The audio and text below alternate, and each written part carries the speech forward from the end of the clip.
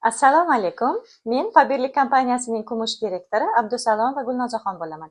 Hamda Jizzax viloyati G'allarol tumani ofis rahbariman.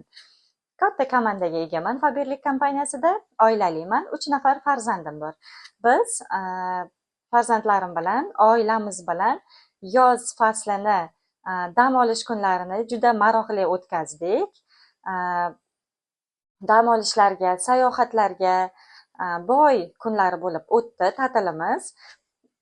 Endi bo'lsa, mana avgust oyini boshida farzandlarim bilan o'tgan yilgi kiyimlarini, nimalari bor bo'lsa hammasini ko'rib chiqqan holatda, bu yilga yana nimalar kerak bo'lsa hammasini do'konlarga borib, o'zlariga nima yoqsa hammasini olib berib tayyorlandik. Sizlarga ham tavsiya qilardimki, farzandlaringiz bilan maktabga vaqtliroq tayyorgarlik ko'rishliklaringizni tavsiya qilaman.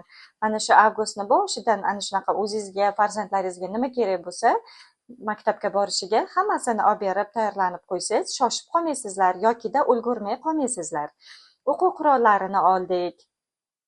Hammasidan farzandlarim ko'rib xursand.